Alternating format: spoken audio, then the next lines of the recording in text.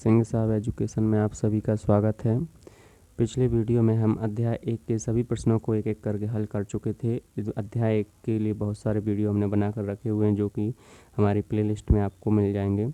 अब अध्याय 2 स्टार्ट करते हैं। अध्याय 2 का नाम क्या है? बहुपद। बहुपद का आज हम बेसिक देखेंगे कि बहुपद है क्या, इसमें किन किन चीज़ों की आवश्यकता होती है और इस बहुपद को इनके हम कैसे बहुपद के बारे में समझने के लिए किस किस की आवश्यकता होगी, इन सभी को हम उसके बेसिक में आज पढ़ेंगे। ठीक, तो इसके लिए हमारे पास बने रहिए। और पहले बहुपद में हम देखते हैं चर और बहुपद में देखते हैं चर और अचर राशि। बहुपद में कौन कौन सी राशि होती हैं? चर राशि भी होती हैं और अचर राशि भी होती हैं। तो चर राशि कौन सी कहलाती हैं, पहले हम उनको देखते हैं। ठीक, चर राशि। चर राशि, चर राशि क्या कहलाती हैं? चर राशि कौन सी राशि होती है? तो चर राशि वे राशियां होती हैं जिनका मान बदलता रहता है, मतलब बदलता रहता है, अनिश्चित होता है या मतलब परिवर्तित होता रहता है। क्या होता रहता है? परिवर्तित होता रहता है। तो वो कौन सी राशियां कहलाती हैं? चर राशियां। तो यहाँ पर हम लिखेंगे ऐसी राशियां या ऐसी राशियां जिनका मान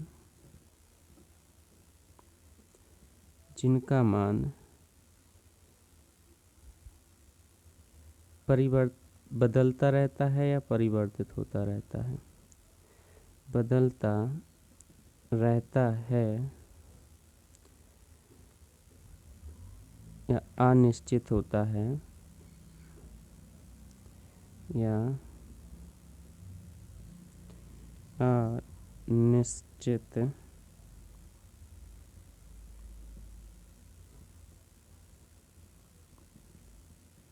होता है, चर राशि कहलाती हैं। कौन सी राशि कहलाती हैं? चर राशि कहलाती हैं। देखो, ऐसे यानी कि ऐसी राशियां जिनका मान क्या होता रहता है? ऐसी राशियां जिनका मान बदलता रहता है या अनिश्चित रहता है, वो कौन सी राशियां कहलाती हैं? चर राशियां कहलाती हैं।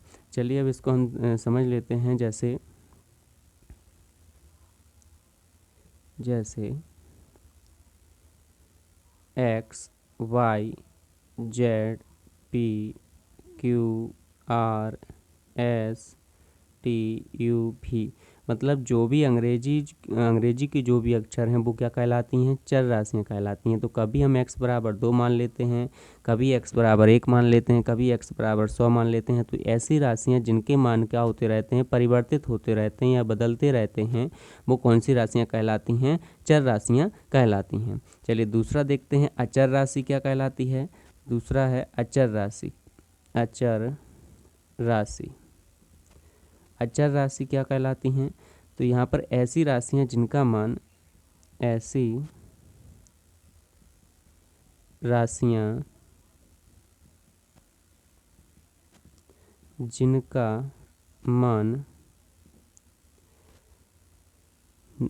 बदलता नहीं है, जिनका मान बदलता नहीं है या परिवर्तित नहीं होता है, बदलता नहीं है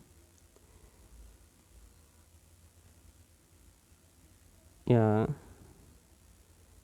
क्या होता है? निश्चित होता है।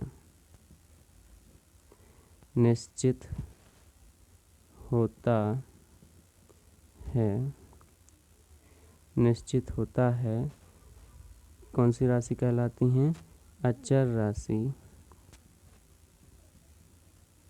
अचर राशि कहलाती है।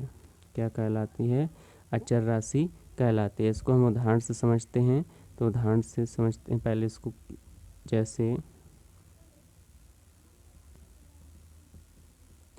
जैसे यहाँ पर जैसे मान लो 1 हो गया, 2 हो गया, 3 हो गया, 4 हो गया, ऐसे यानी कि बहुत सारी जो जैसे पाई हो गया, बहुत सारी ऐसी राशियाँ जिनके मान क्या होते हैं? मतलब अपरिवर्तित रहते हैं, बदलते नहीं हैं, निश्चित होते हैं। एक को हम 1 ही लिखते हैं, एक ऐसा तो नहीं है कि 1 को हम 2 लिख दें या 2 को 4 लिख दें, तो ऐसा नहीं होता है। एक्स बराबर हम लिख सकते हैं, वो चर राशियाँ कहलाती हैं। लेकिन अचर राशि जो जिसका मान बदलता नहीं है, मतलब अपरिवर्तित रहता है, वो क्या कहलाती हैं? अचर राशि कहलाती हैं। ठीक, तो अब देखते हैं कि पहले तो बीजीय व्यंजक या बीजगणितीय व्यंजक क्या होता है। इसमें चर और अचर राशि समझ चुके होंगे आप। अब देखते हैं इसमें बीजीय व्यंजक, बीजीय व्यंजक या बीजगणितीय व्यंजक भी बोलते हैं, बीजगणितीय व्यंजक। तो बीजीय व्यंजक या बीजगणितीय व्यंजक क्या होता है? बीजीय व्यंजक या बीजगणितीय व्यंजक क्या होता है? तो चर तथा अचर राशि के संयोजन से बीजीय व्यंजक या बीजगणितीय व्यंजक बनता है। या चर तथा अचर राशि के संयोजन से जो बीजीय व्यंजक प्राप्त होता है उसको क्या बोलते हैं? बीजीय व्यंजक या बीजगणितीय व्यंजक कहते हैं। तो यहाँ पर हमने लिखा चर तथा अचर राशि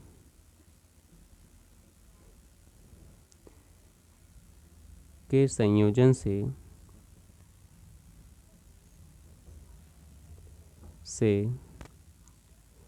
चर तथा अचर राशि के संयोजन से बीजीय व्यंजक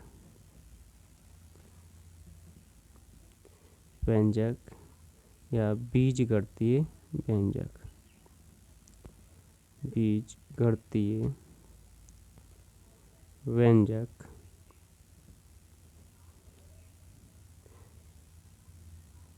प्राप्त होता है या बनता है? प्राप्त होता है। हमने क्या लिखा? चर तथा अचर राशि के संयोजन से बीजीय व्यंजक या बीजगणितीय व्यंजक प्राप्त होता है। उदाहरण के लिए हम यहाँ पर लिख लेते हैं, उदाहरण देख लेते हैं कौन सा होता है चर तथा अचर राशि के संयोजन से। तो इधर देखो, जो आपने बहुत सारे उदाहरण देखे होंगे, पढ़े भी हैं, सवालों भी को भी हल किया है। 4x⁻² माइनस 4x प्लस के कितना लिखा? 5। ये क्या है? एक बीजीय व्यंजक है। इसमें देखो चर x है और अचर क्या है? 4, 4, 5। ये क्या है? अचर हैं। और चर कौन सा पद है? x। कौन सा पद चर है? x। तो चर और अचर दोनों के संयोजन से मिलकर बनाना ये, तो इसलिए क्या है? एक बीजीय व्यंजक है। आप यहाँ पर 4x प्लस के 6 कर सकते हो, ये यानी कि आपका दूसरा बीजीय व्यंजक हो गया। ये पहला बीजीय व्यंजक, ये दूसरा बीजीय व्यंजक, यहाँ पर यानी कि 4x प्लस के कितना? 6। ये भी आपका क्या है? एक बीजीय व्यंजक है। ठीक, क्या है? एक बीजीय व्यंजक है। अब देखते हैं यहाँ पर देखो, ये बीजीय व्यंजक या बहुपद, क्या बोलते हैं इसको? बीजीय व्यंजक या बहुपद बोलते हैं। इसी को क्या बोलते हैं? बीजीय व्यंजक या बहुपद। और समीकरण क्या होता है? जब समीकरण क्या होता है? समीकरण के लिए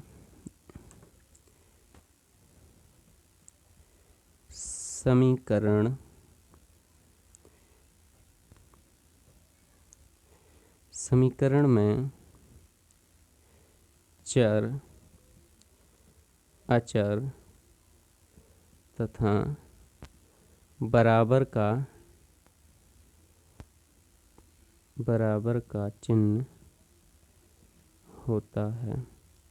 बहुपद और समीकरण में अंतर है। बहुपद में आपका बराबर का चिन्ह नहीं भी हो सकता है और हो भी सकता है, लेकिन समीकरण क्या कहलाता है? समीकरण में चर तथा अचर राशियां तो होती हैं, उनके संयोजन से तो मिलकर बनता ही, लेकिन बराबर का चिन्ह भी उसमें हमेशा रहेगा। समीकरण क्या कहलाएगा? जिसमें बराबर का जो चिन्ह होगा तो वो क्या कहलाएगा? समीकरण कहलाएगा। इतना समझ में आ गया? तो क्या कहलाएगा? वो समीकरण कहलाएगा। चलिए, अब बीजीय व्यंजक देख लिया, समीकरण क्या होता है वो भी देख लिया। अब आ जाइए बहुपद पर। क्या आ जाइए? बहुपद।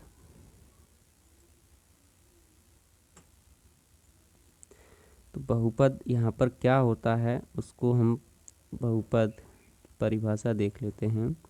बहुपद पॉलिनोमियल बोलते हैं इंग्लिश में बहुपद। तो बहुपद क्या होता है? वह बीजीय व्यंजक जो, जैसे बीजीय व्यंजक निकला है तो वह बीजीय व्यंजक वह है बीजीय व्यंजक जिसके चर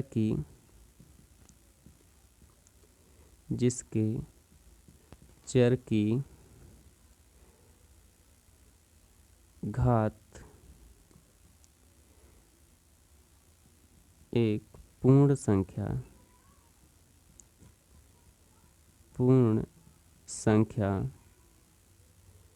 हो तो वह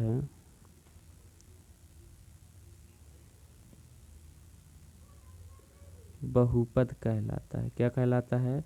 बहुपद कहलाता है।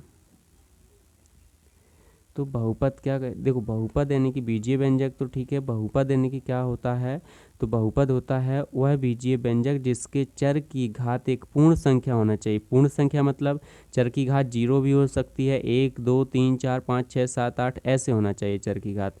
ऐसा ना हो आपकी यानी कि चर की घात जैसे मान लो 1/2 हुआ तो ये क्या है? परिमेय संख्या है।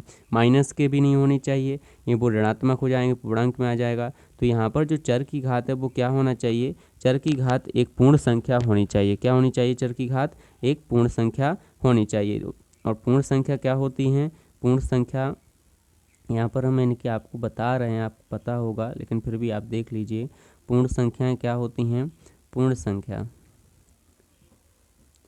पूर्ण संख्या 0 से शुरू होती है और अनंत तक जाती है। जैसे 0 हो सकती घात 1 हो सकती है, 2 हो सकती, 3 हो सकती, 4, मतलब एक पूर्ण संख्या होना चाहिए, ना यानी कि दशमलव में होनी चाहिए और ना ही आपकी परिमेय संख्या में होनी चाहिए, ना ही ऋणात्मक होनी चाहिए। तो वो क्या कहलाएगा? बहुपद कहलाएगा। क्या कहलाएगा? बहुपद। इसके उदाहरण से भी समझ लेते हैं थोड़ा सा। उदाहरण जैसे पहला यानी कि बहुपद हमने लिखा, पहला हमारा बहुपद हो जाएगा, जैसे हमने उदाहरण 5x की घात 2 प्लस 4x और प्लस कितना 3। तो इधर देखो, यहाँ पर चर क्या है? x है। यहाँ पर चर क्या है? x, और चर की जो घात है वो 2, यहाँ पर 2 है और यहाँ पर कितनी है? 1, मतलब पूर्ण संख्या है।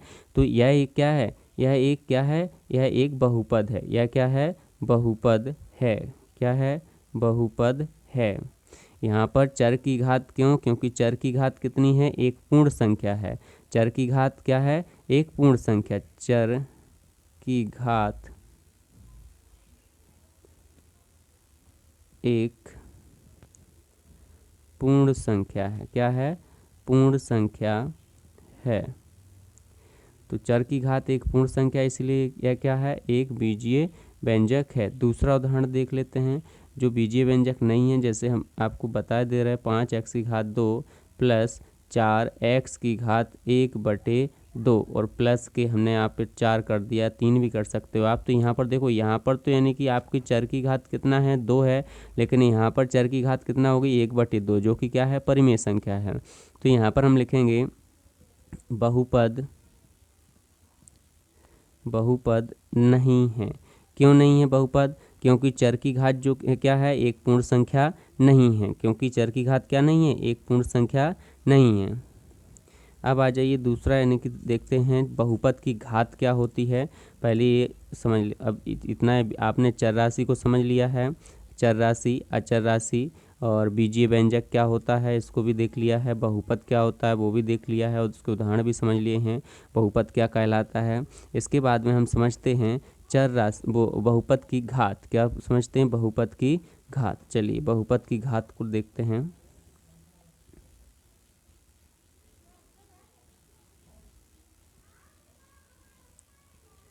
बहुपद की घात क्या होगी?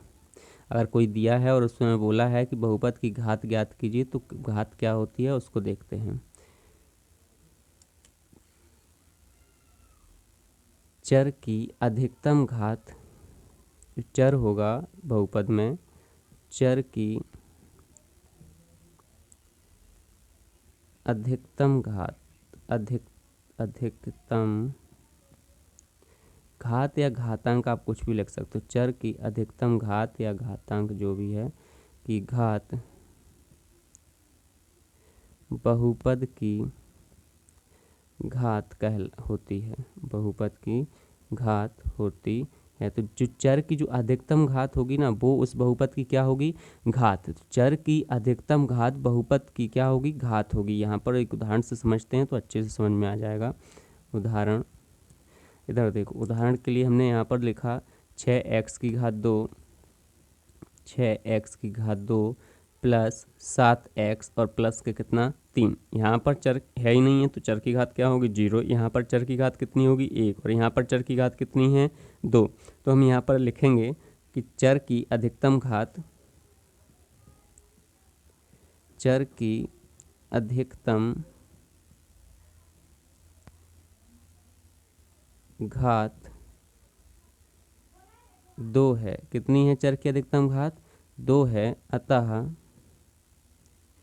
बहुपद की घात क्या हो जाएगी?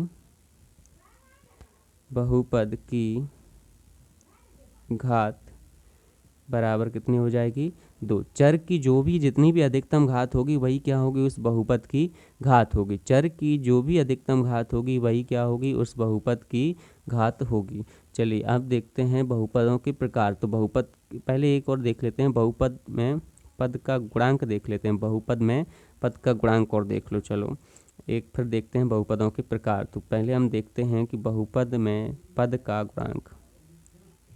बहुपद में पद का गुणांक। बहुपद में पद का गुणांक। बहुपद में पद का गुणांक तो क्या होता है इसको हम देखते हैं। तो जो भी चर के साथ में गुणा के रूप में होता है वो क्या कहलाता है? उसका गुणांक कहलाता है। इसको उदाहरण से समझते हैं। उदाहरण से यानी कि जल्दी समझ में आ जाएगा आपको। उदाहरण जैसे हमें एक बहुपद दिया गया है 7x की घात 2 प्लस 5x की घात कितना? 5x और प्लस 2। और यहाँ पर हमने मान लिया कुछ घात नहीं है, x की घात कितना मान लिया हमने? 0। क्यों? क्योंकि जहाँ पर x की घात यानी कि कुछ नहीं होता है वहाँ पर क्या x नहीं होता है, वहाँ पर क्या होता है? x की घात 0। क्योंकि x की घात 0 का मान कितना होता है? 1 होता है। तो अगर हमसे बोला जाए कि यहाँ पर एक्स स्क्वायर का गुणांक क्या है तो हम यहाँ पर लिखेंगे इसमें एक्स स्क्वायर का गुणांक क्या हो जाएगा? एक्स स्क्वायर का गुणांक बराबर एक्स की घात 2 के साथ जो भी गुणांक के रूप में अंक लिखा है वो क्या कहलाएगा? एक्स स्क्वायर का गुणांक कहलाएगा। दूसरा एक्स का गुणांक क्या होगा? तो एक्स का गुणांक क्या होगा? जो x के साथ गुणा के रूप में लिखा होगा वो क्या कहलाएगा? एक्स स्क्वायर का गुणांक। और अचर पद का कोई यानी कि वो अचर पद ही है क्योंकि यहाँ पर x का जो होता है वो क्या होता है? 0 होता है। तो x की घात 0 का गुणांक कितना है? 2। तो अचर पद का गुणांक 2 ही है। समझ में आया यहाँ पर? चलिए बहुपद में पद का गुणांक भी देख लिया। अब देखते हैं बहुपदों के प्रकार। तो बहुपद कितने प्रकार के होते हैं ये देखते हैं, पहले उसको समझते हैं अच्छे से।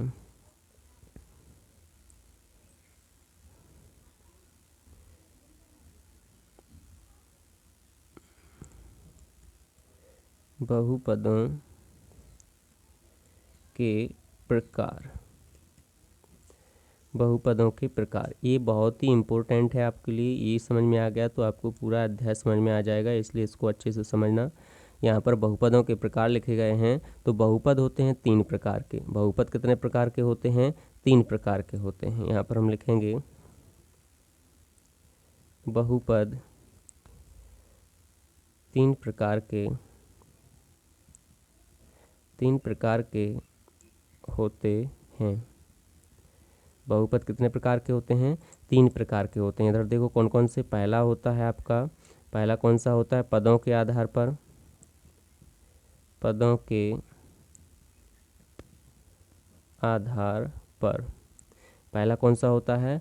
पदों के आधार पर। तो पदों के आधार पर आपका पदों के आधार पर जो पहला हो जाएगा, पदों के आधार पर एक पदी बहुपद, एक पदी बोलते हैं, एक पद बहुपद बोलते हैं। तो एक पदी बहुपद। पदों के आधार देखो 3 प्रकार के होते हैं, लेकिन पदों के आधार पर, दूसरा होता है आपका घातों के आधार पर, तीसरा होता है चर के आधार पर। तो यहाँ पर पहले हम पदों के आधार पर भी कितने प्रकार के होते हैं बहुपद? 3 प्रकार के। तो पदों के आधार पर कौन कौन से? एक पदी बहुपद, दूसरा हो जाएगा द्विपद बहुपद, द्विपद बहुपद, सी हो जाएगा त्रिपद बहुपद। कौन सा? त्रिपद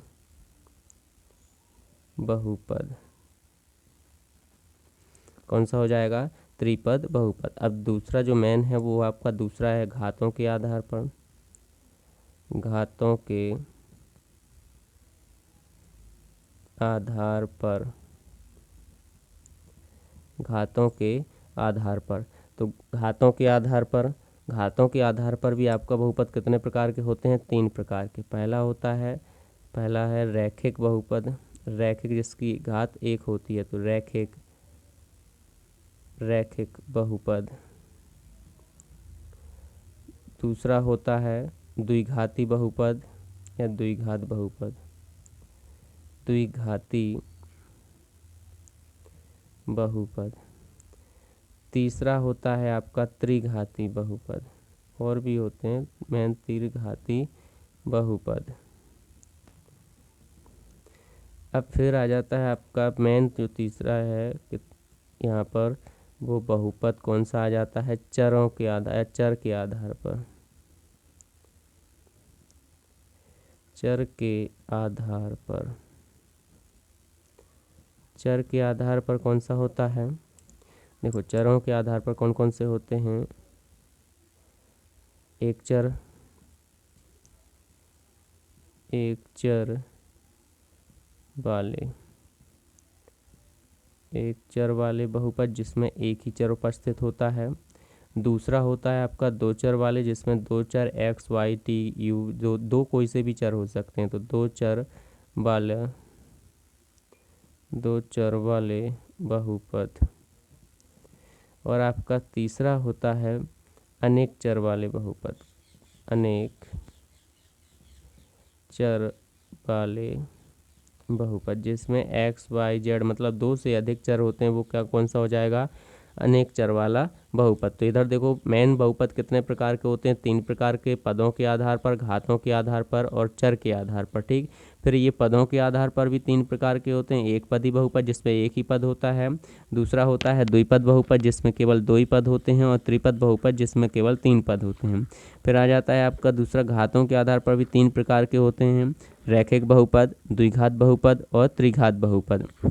फिर चर के आधार पर, तो चर के आधार पर भी कितने प्रकार के होते हैं, 3 प्रकार के, एक चर वाले बहुपद, दो चर वाले बहुपद और अनेक चर वाले बहुपद। चलिए अब इनको हम एक एक करके समझते हैं, उदाहरण से भी समझते हैं कि ये क्या होते हैं। ठीक है, तो पहले हमने क्या लिखा है, पदों के आधार पर, तो हम पहले यानी कि किसके आधार पर देखेंगे, पदों के आधार पर बहुपद।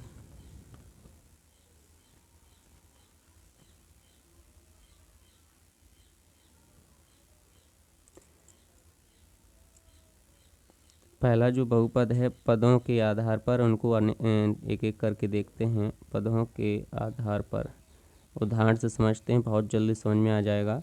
पदों के आधार पर बहुपद, पदों के आधार पर बहुपद में पहला आता है आपका एक पदी बहुपद। कौन सा आता है, एक पद या एक पदी बहुपद, एक पदी बहुपद। एक पदी बहुपद में आपका कौन सा होता है, तो ऐसा बहुपद जिसमें सिर्फ एक पद हो वो क्या कहलाता है, एक पदी बहुपद क्या कहलाता है, क्या कहलाता है, ऐसा बहुपद, ऐसा बहुपद जिसमें सिर्फ एक पद, जिसमें सिर्फ एक पद हो, ऐसा बहुपद जिसमें सिर्फ एक पद हो, एक पदी बहुपद कहलाता है। ठीक, इसमें उदाहरण भी देख लेते हैं। उदाहरण के लिए, उदाहरण इससे आपको बहुत जल्दी समझ में आ जाएगा। उदाहरण जैसे हमने लिखा 3x की घात कितना, 2, तो यहाँ पर कितना, एक ही पद है ना, सिर्फ कितना पद है, एक ही पद है। दूसरा आपको देख लेते हैं 5xy, तो कितना पद है, एक ही पद है ना। फिर तीसरा हम कुछ भी मान, जैसे माइनस के 8t, तो ये क्या है, एक ही पद में बहुपद है। 100 लिखा, तो ये क्या है, एक पदी बहुपद। क्या है ये, एक पदी बहुपद, मतलब ऐसा बहुपद जिसमें सिर्फ एक ही पद होता है, प्लस माइनस करके 2, और दूसरा पद नहीं लिखा रहता है, एक ही पद होता है, वो कहलाता है एक पदी बहुपद। अब दूसरा देखते हैं द्विपद बहुपद।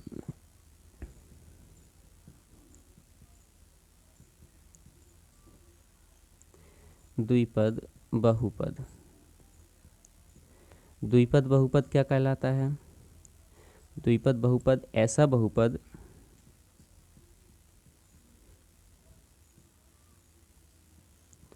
ऐसा बहुपद जिसमें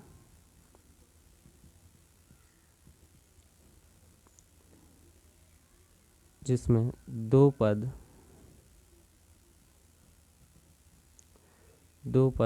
हों, द्विपद बहुपद कहलाता है।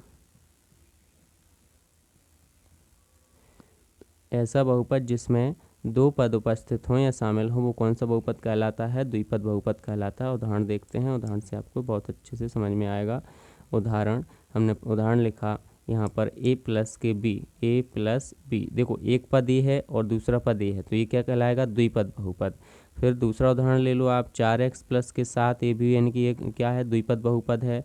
5 माइनस के 3 XY ये भी क्या है? आपका एक द्विपद बहुपद है। मतलब ऐसा बहुपद जिसमें दो पद है, यहाँ पर एक 5 और यहाँ दूसरा कितना है? 3XY। तो ये क्या हो गया? दो पदों में बहुपद हो गया। कौन सा हो गया? दो पदों में बहुपद। चलिए अगला कौन सा है? त्रिपद बहुपद। अगला यानी कि अगला हम देखते हैं त्रिपद बहुपद क्या है।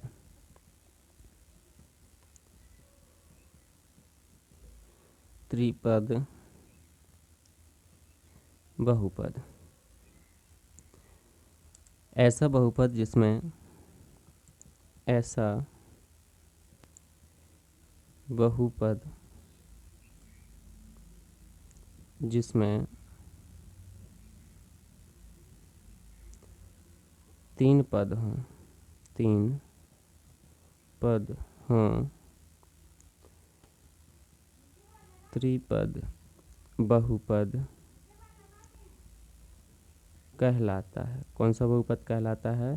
त्रिपद बहुपद कहलाता है। चलिए ऐसा बहुपद जिसमें तीन पद हों वो कौन सा कहलाता है? त्रिपद बहुपद कहलाता है। इसका भी उदाहरण देख लेते हैं।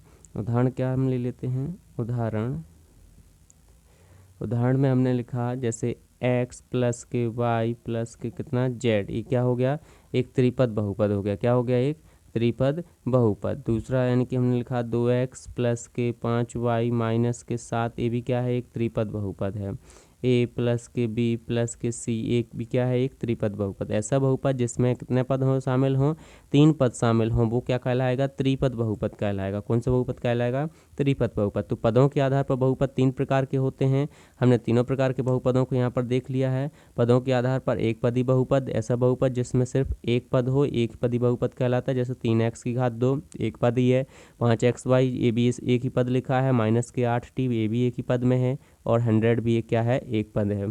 तो द्विपद बहुपद कौन सा होगा? ऐसा बहुपद जिसमें दो पद हों द्विपद बहुपद कहलाता है। जैसे a प्लस के b लिखा हमने, 4x प्लस के 7 लिखा, 5 माइनस के 3xy ये क्या कहलाएंगे? द्विपद बहुपद कहलाएंगे। त्रिपद बहुपद ऐसा बहुपद जिसमें तीन पद हों, ऐसा बहुपद जिसमें तीन पद हों कौन सा बहुपद कहलाएगा? त्रिपद बहुपद कहलाएगा। जैसे x प्लस के y प्लस के z और 2x प्लस के 5y माइनस के 7, a प्लस के b प्लस के c, इन सभी में कितने पद हैं? तीन पद हैं। तो ये क्या कहलाएगा? तो एक त्रिपद बहुपद। जैसे 1 2 3 तीन पद शामिल हैं तो ये क्या कहलाएगा? त्रिपद बहुपद। दूसरा हमने देखा था घात के आधार पर या घातों के आधार पर। तो घातों के आधार पर कितने प्रकार के होते हैं बहुपद? तीन प्रकार के। घातों के आधार पर,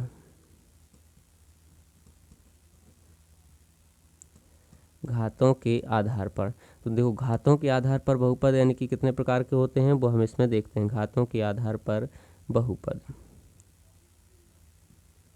घातों के आधार पर बहुपद। तो चलिए घातों के आधार पर बहुपद यानी कि तीन प्रकार के होते हैं, हम एक एक करके उनको समझते हैं। पहला बहुपद कौन सा कहलाता है? पहला बहुपद होता है आपका रैखिक बहुपद। कौन सा होता है? रैखिक बहुपद। रैखिक बहुपद। तो रैखिक बहुपद क्या होता है? पहले रैखिक का मतलब क्या होता है? रैखिक का मतलब होता है एक। क्या होता है? मतलब एक। तो रैखिक का मतलब क्या होता है? एक। तो रैखिक बहुपद। अब रैखिक बहुपद क्या होता है? तो ऐसा बहुपद जिसमें चर की घात एक हो, ऐसा बहुपद, ऐसा बहुपद जिसमें चर की घात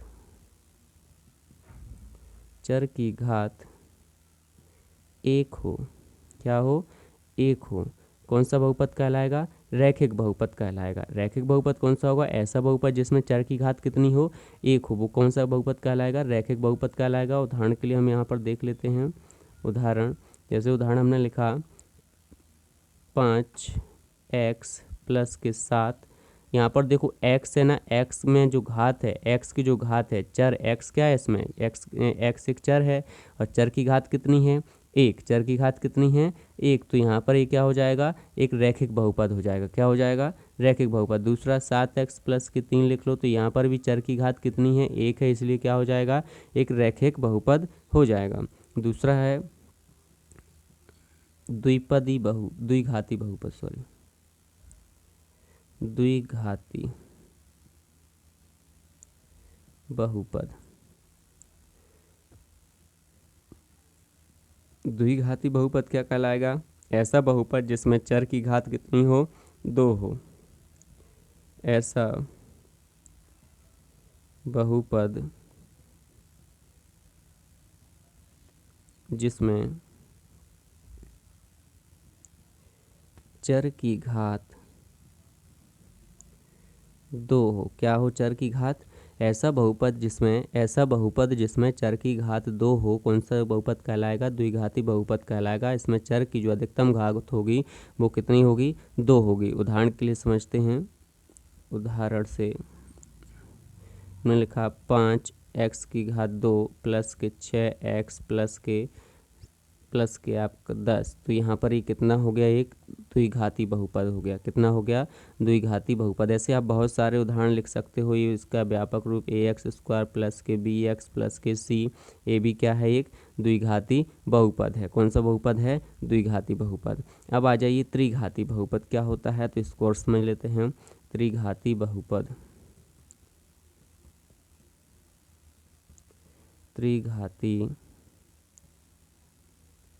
बहुपद। त्रिघाती बहुपद कौन सा होता है, ऐसा बहुपद जिसमें चर की घात कितनी हो, 3 हो। चर की घात कितनी हो, 3। तो वो कौन सा कहलाएगा, त्रिघाती बहुपद। ऐसा बहुपद जिसमें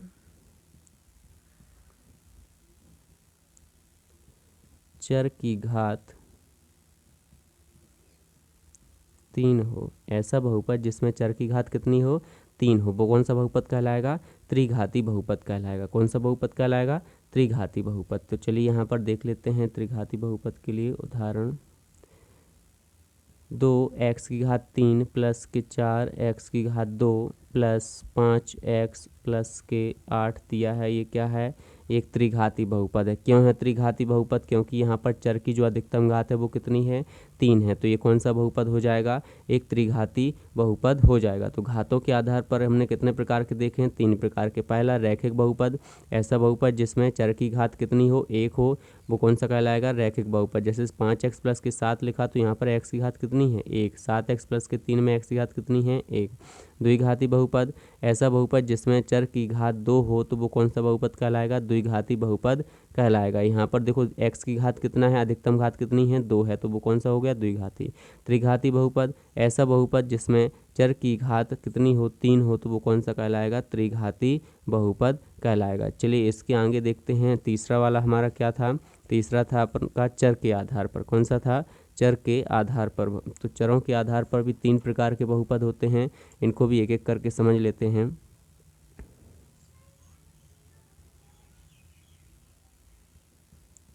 चर के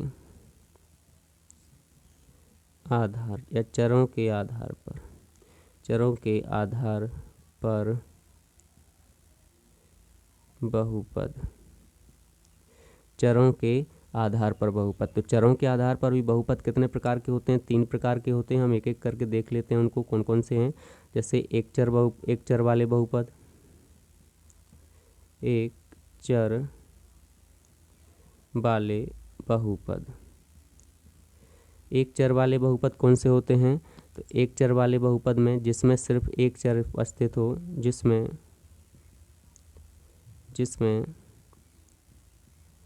सिर्फ एक चर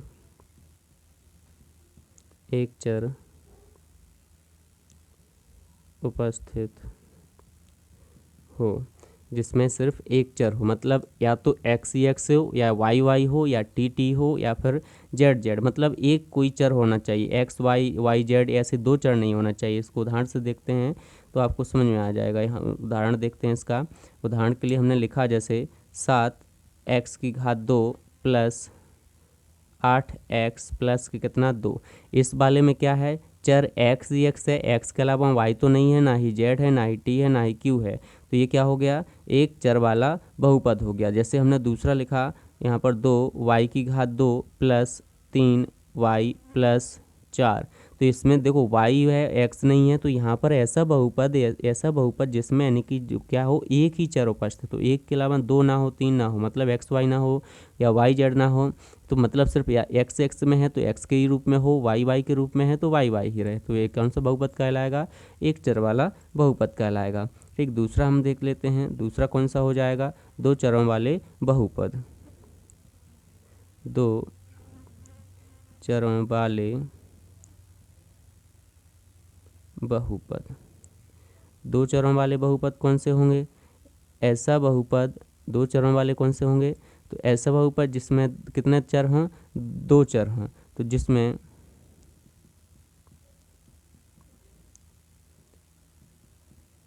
दो चर उपस्थित हों, विद्यमान हों या हों, उपस्थित हों, ऐसा जिसमें कौन से दो चर, ऐसा बहुपद जिसमें दो चर उपस्थित हों वो कौन सा कहलाएगा, दो चरों वाला बहुपद कहलाएगा। इसका भी उदाहरण देखते हैं, तो उदाहरण से आपको जल्दी समझ में आ जाता है, इसलिए यहाँ पर दो चरों वाला यानी कि बहुपद कौन सा होगा, तो उसका उदाहरण हम देख लेते हैं। 8x plus 3y plus 4। ये देखो यहाँ पर x भी है और क्या है, y भी है, तो ये क्या हो गया, दो चरों वाला बहुपद हो गया। अब दूसरा देख लेते हैं, 5x प्लस 6z प्लस 4। ये भी कितना हो गया, दो चरों वाला बहुपद। इसमें x z आ गया, इसमें क्या आ गया है, x और y आ गए, तो ये क्या कहलाते हैं, दो चरों वाले बहुपद। कौन से कहलाते हैं, दो चरों वाले बहुपद। अब तीसरा देखते हैं, तीसरा है अनेक चर वाले बहुपद। कौन सा, अनेक चर वाले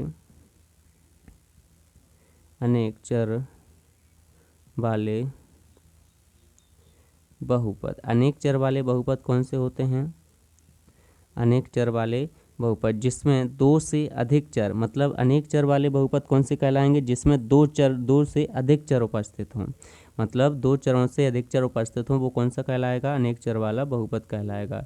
जिसमें दो से अधिक चर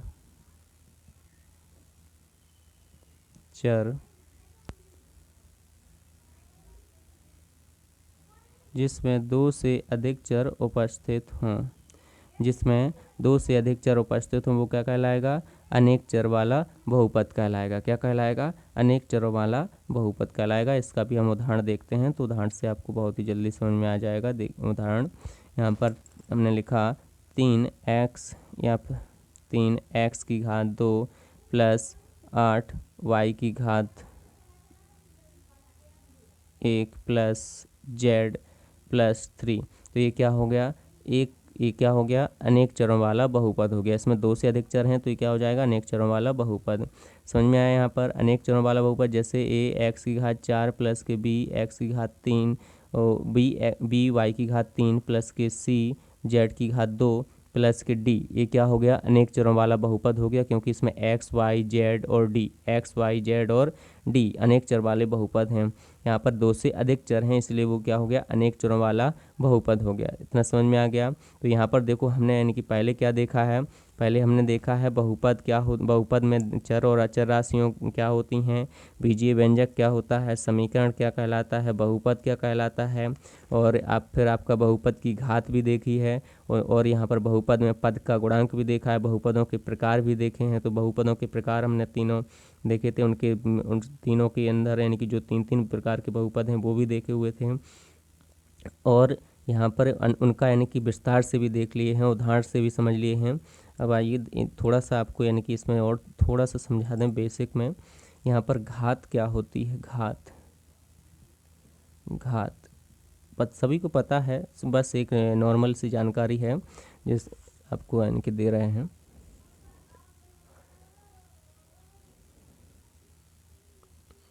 जैसे हमने लिखा x की घात कितना लिखा है, 5। कितना लिखा है, x की घात 5। तो यहाँ पर जो यानी कि x की घात 5, तो ये कहलाती है आपकी, क्या कहलाती है, ये घात। ये क्या कहलाती है, घात कहलाती है। और दूसरा यानी कि जो ये x लिखा हुआ है ये क्या कहलाता है, आधार। क्या कहलाता है, आधार। घात को इंग्लिश में पावर बोलते हैं और आधार को बेस बोलते हैं। अब पद क्या होता है, पद और समझ लो यहाँ पर पद क्या कहलाता है। तो पद होता है, जैसे हमने लिखा, पद लिखा 3x की घात कितना 2, 3x की घात कितना 2, तो ये पूरा क्या है, एक पद है। तो पद में क्या क्या शामिल है, इधर देखो, अचर भी शामिल है। अचर क्या है इसमें, 3, अचर क्या है इसमें 3। और यहाँ पर x क्या है, चर, x क्या है, चर। और ऊपर क्या लगी हुई है, 2, इसको क्या बोलते हैं, घात। तो यहाँ पर यानी कि चर में क्या क्या होता है, अचर भी, पद में क्या क्या हो सकता है, अचर पद भी हो सकता है, चर भी होता है और घात भी हो सकती है। ठीक, तो इसको यानी कि हमने इसलिए यानी कि यहाँ पर ये अचर है, ये चर है और ये क्या है, घात है। ठीक, समझ में आ गया। बस इसमें पूरा यानी कि वीडियो इतना ही है बेसिक। आपको अगर ये वीडियो अच्छा लगा हो, पसंद आया हो तो लाइक कीजिएगा, सब्सक्राइब कीजिएगा और बेल आइकन को दबा लीजिएगा ताकि हमारा जो हर एक यानी कि वीडियो का नोटिफिकेशन आप तक पहुंचता रहे। और अगर आपको अच्छा लगे, पसंद आए, अपने दोस्तों के साथ शेयर कीजिएगा। Thank you.